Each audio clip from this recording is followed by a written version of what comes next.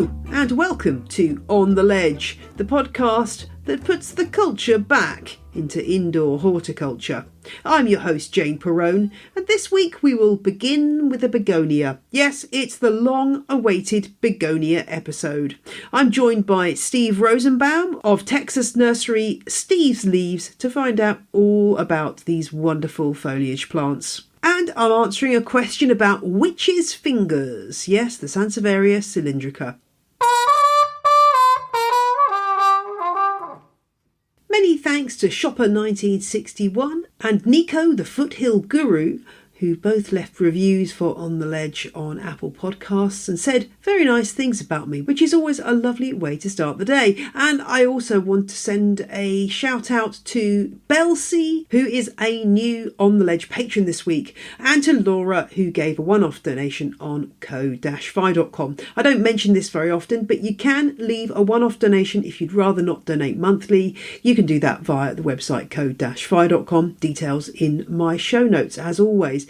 And you know what? I'd also urge people to look at the $1 donation on Patreon. Not many people go for this option, and yet for $12 a year, you could really make a difference to On the Ledge in helping the show to grow. So do take a look at my show notes to find out all those ways to support the show, and do keep on leaving those lovely reviews, people. It's a brilliant way to help other people find the show and convince them to give it a try. Thanks for the feedback on the Houseplant Health Check episode. One thing that listener Jenny mentioned on the Facebook group Houseplant Fans of On the Ledge was that I didn't mention earthworms.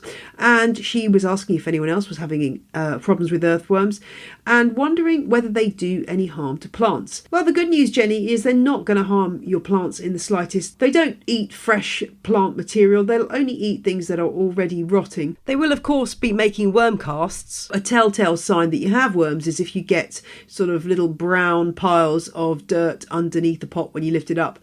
They're not really going to do any harm. You may be more bothered with them if they're in a terrarium where you can see them squelching about. I mean, ideally, you do want to get them out of the pot because over a long period, they may run out of organic material to work on. The only way you can really do this is by taking the plant out of the pot, putting it on a tarp and just locating those worms and taking them outside to some soil. They will last a long time on a small amount of food, but eventually, if they do run out of food, they will pass on. But, I mean, that's going to take months and months and months. I wouldn't worry about the worms in your terrariums. They're going to be fine for until the next time you need to take that terrarium apart. They'll be absolutely fine. When I was a child, I had a massive fish tank aquarium. And because I didn't know any better, I used garden soil and ended up with a lot of worms in there. And they were absolutely fine. But as I say, next time you do a little bit of a rejig on that terrarium, you can always remove them then.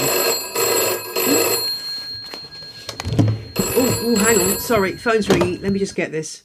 Hello? Yes, I am getting on with the begonia episode. It's coming very shortly. Yes, it's coming. Steve Rosenbaum, yes. Okay, bye. Right, well, I think it's become clear that you're pretty desperate for some begonia information, so here goes.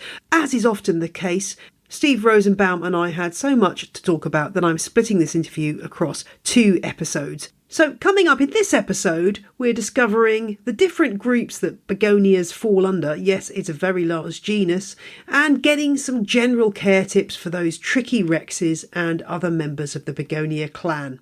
My guest this week, Steve Rosenbaum, has been running Steve's Leaves for many years. He got into terrariums in the 1970s and started his business when he was just 18. He sells thousands of different varieties of tropical plants, including a heck of a lot of lovely begonias. So he was just the kind of person I needed to talk to get some good advice on these plants, which not all of us find that easy. First off, I wanted to find out why he thinks begonias are undergoing such a renaissance. I think there is, but I think there is a general interest in plants, that things are cyclical, and this is the most interest I've seen since the 1970s. But yeah, begonias are, to me, a really fascinating group of plants. It's one of those things that's hard to exactly know why, but they just kind of speak to me when I look at them and I see all the different amazing textures and colors, and especially the foliage. The flowers are nice too, but I just think it's such a varied group, and that's one of the things that attracts me. And they're pretty easy to propagate. And I always think that it's good to get people to propagate their plant. I have other people in the industry go, oh, no, you don't want people growing their own plants, and they won't buy as many. Well, you know what? If people get hooked by propagating their plants, they're just going to want more plants. They're going to end up buying more later on. So I'm happy to help people with propagation as well. I'm really glad to hear that, because I think that really is a false idea that if you teach someone to propagate, that they're never going to buy anything new again. I think it's the exact opposite. As you get deeper in, you then can't resist buying a load of more begonias. As you've said, it's quite a big genus. Can we just start out by talking about some of the different categories of begonias that we grow as houseplants? Because there are a few different groupings. How do we divide these up when we're thinking about the different types of begonias we can grow indoors? Some people divide begonias into 8 groups based on their growth habit. And the funny thing is there's hybrids between the various groups. So they're man-made, like any kind of man-made category like that. There are going to be plants that kind of are in between groups. But to run through the 8 different types of begonias, there's cane-like, which a lot of people start with canes, and a lot of people are successful with cane-like begonias. Similar group are the shrub-like begonias. So there are canes and shrubs. And then there's thick-stemmed begonias. Some people like those. I don't think they're as common or as popular. Probably the most planted group of begonias are the semperflorens, and those are the sometimes called wax begonias, or the ones used as bedding plants out in mass plantings outside. There are some interesting semperflorens that can be grown indoors that are collector's items, but most of the semperflorens are just grown as a bedding plant. Then one of my favorite groups are the rhizomatous begonias, and then there are the Rex begonias, which are more colorful but a little more challenging, and a lot of the Rexes are rhizomatous. Most of them are.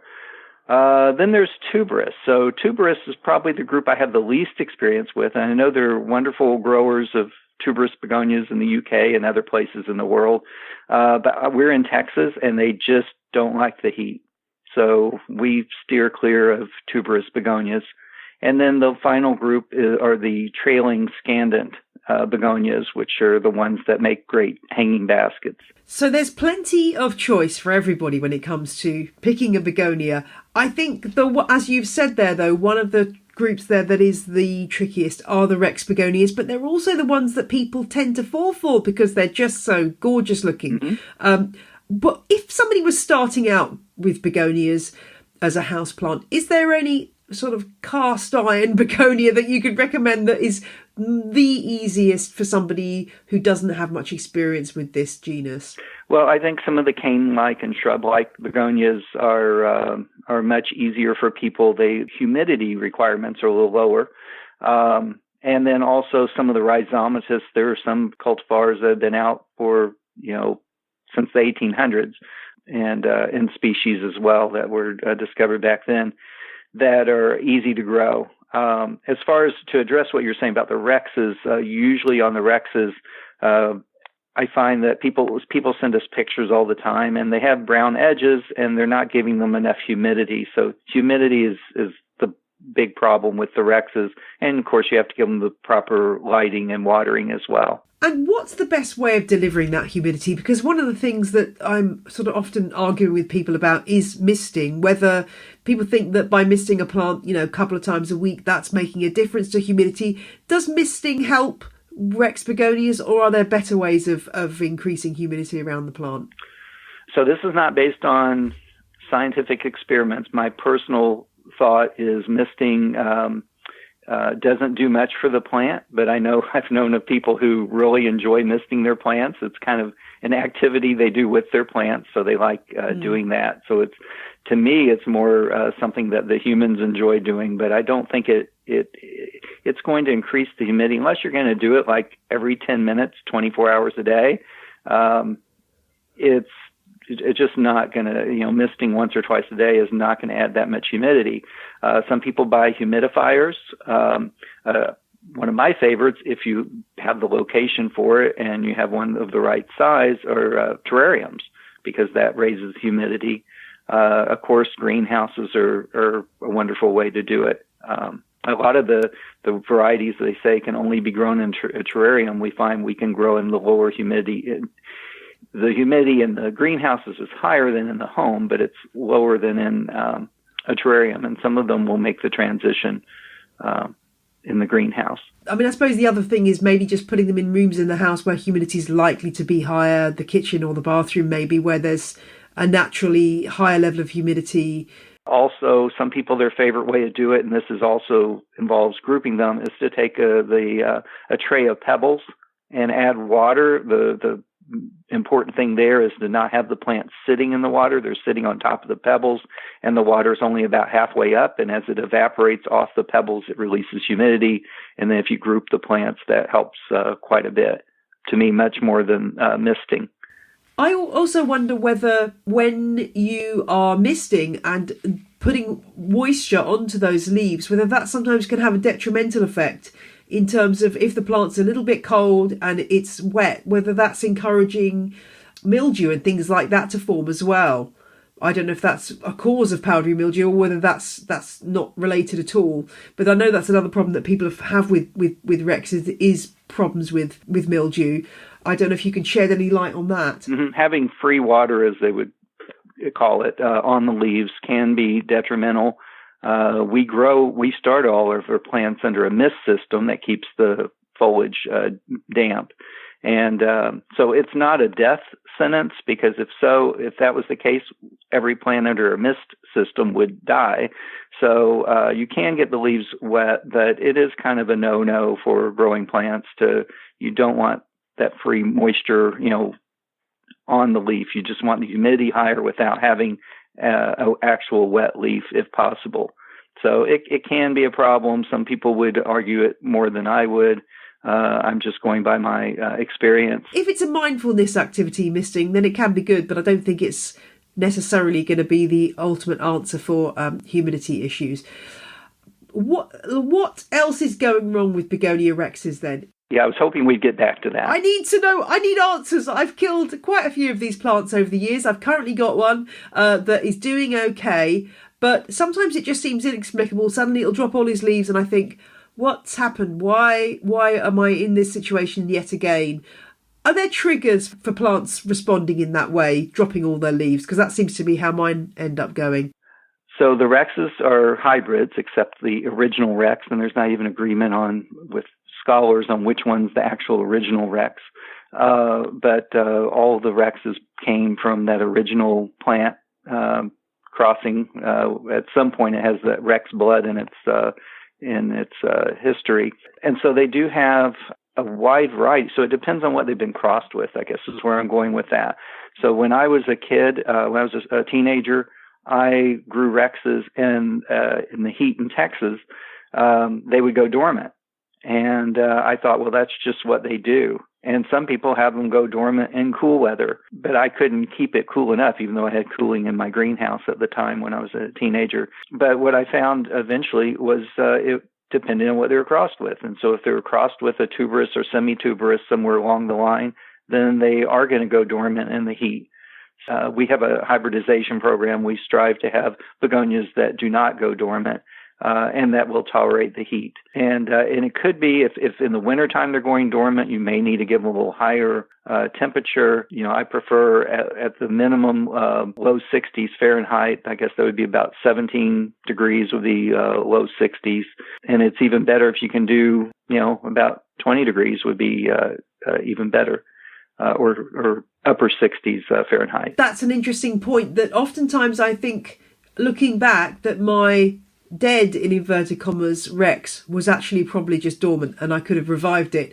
How do you know the difference? Is there any way to tell whether a plant's, other than just leaving it to revive, whether a plant's actually dead or whether it's just undergoing dormancy? Yeah, it's pretty easy to tell. Well, there are some tuberous varieties that will go dormant, and they'll die back to the tuber because that's what they do in nature. And so those you'd have to kind of dig up or poke your finger down, see if you feel a firm bulb or tuber down in the soil. But for the rhizomatous and the rexes, it's very simple. If has a rhizome on top of the soil, you just squeeze that rhizome gently. And if it's nice and firm, then the plant's still alive, even though there aren't any leaves. If it's mushy or has dried out, then it's a lost cause. And what's the best way of getting a plant out of dormancy? Is it just a waiting game until a new season rolls around, spring comes and the plant will start to shoot? Or is there anything you can do to keep it ticking over until that point? Well, we're still talking about rexes and rhizomatous begonias. I would, for one thing, look at the temperature to see if it is getting too cold. And I would try not to let it go dormant. Keep it warm enough. And if you're having problems because of what it was crossed with, then maybe try some other varieties that are better suited to your growing conditions. Is it possible to easily discover what the history of your Rex begonia is? I mean, is there information out there? Should it be on the label, or is it a question of kind of searching around for information about its heritage? The best way to find out would be there's an international begonia database, and it's not perfect, but it's the best I know out there. There's a gentleman who is in charge of that named Ross Balwell from Australia. He does a wonderful job of trying, because he saw a need for having a place where you can look up what the parents are and information about begonias. That's a great place to go. Well, I'd like to also mention, besides the humidity with the rexes, there are also other things. Watering is so critical. The watering and the light are very important.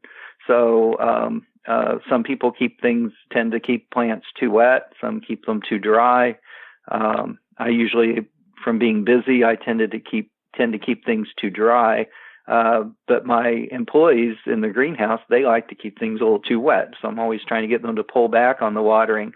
But indoors, when you're growing your plants in your home, to me, the best way to do it is let the soil surface dry and then water thoroughly, and make sure you have drain holes and let some of that water come out the bottom of the pot.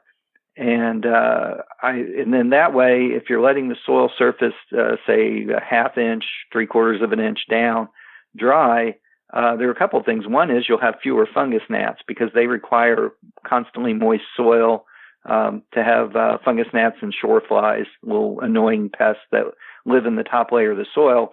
If that dries out, you're much less likely to have them. But also, some people tell me, well, they keep their begonias evenly moist, and that works for them.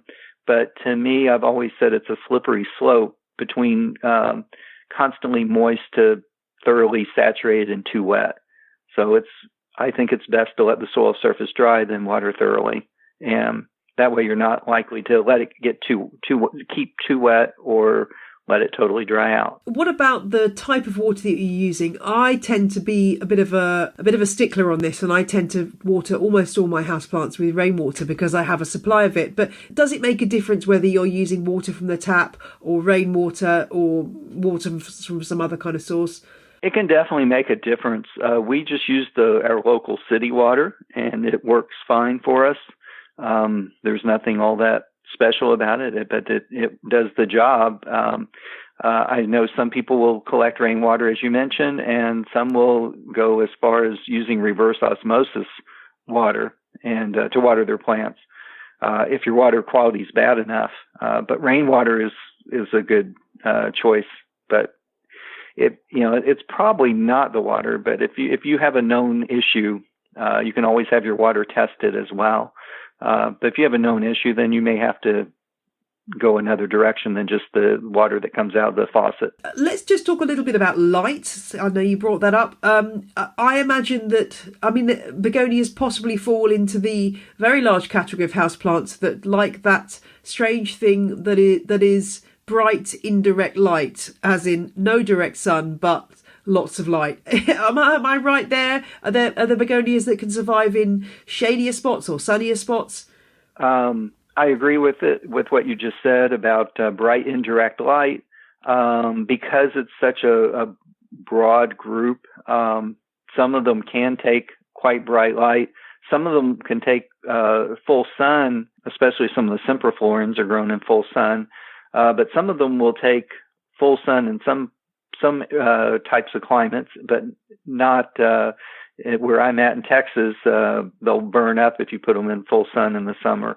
So it also depends where you're located, because it's not just the light, the temperature plays a role as well. You get high light and high temperature, it can do them in.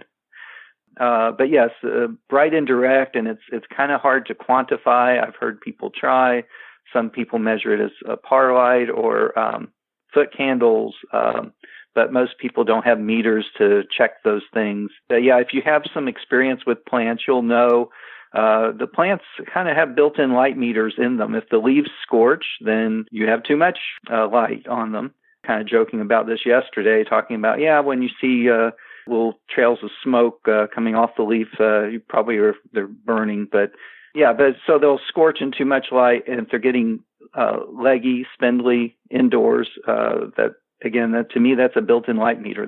The growth over time will show you. It's like, when I first got this plant, it was nice and stocky, and now it's all leaning toward the window, and it's, looks like it's struggling. And if it's a cane or shrub type and it has upright stem, there's the nodes, and then what they call the internodes. The internode areas get too long. That's the plant telling you it needs more light. And that's, I guess, is why it's just so important to keep a really close eye on your plant, particularly when it's something that you treasure and you can react to how it's reacting.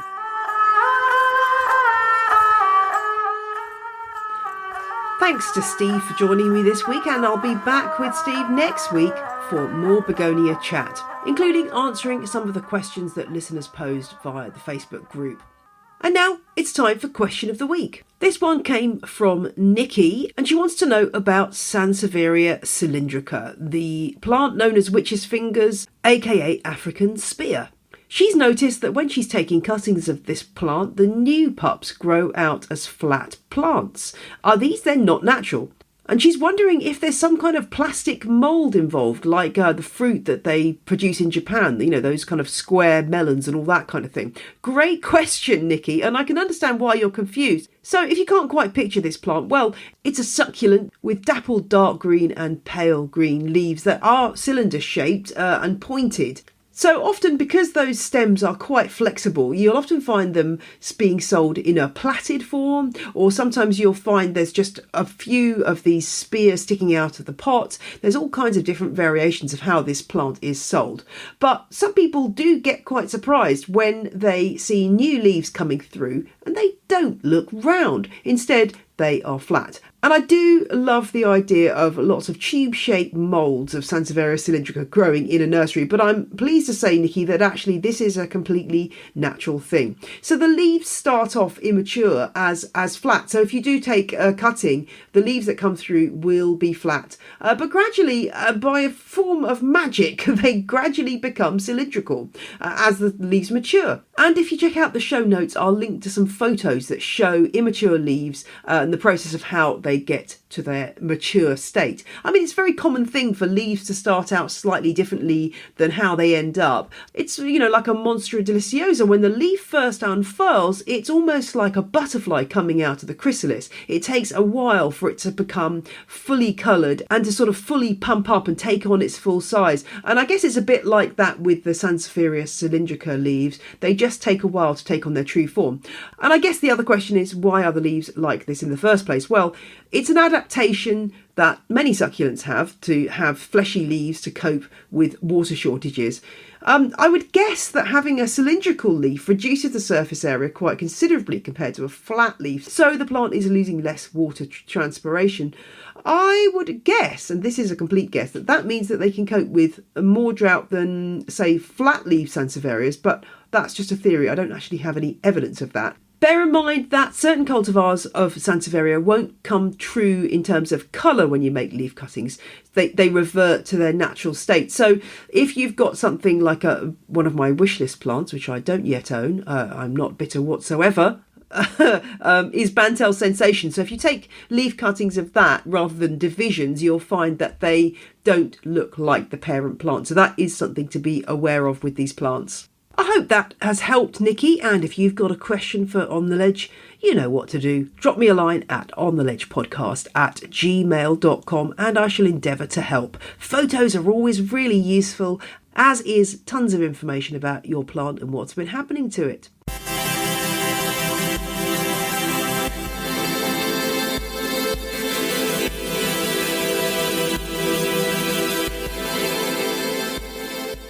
That rounds up this week's show. I shall be back next Friday with Begonias Part 2. Can't wait. So I shall see you then. Have a great week. Bye!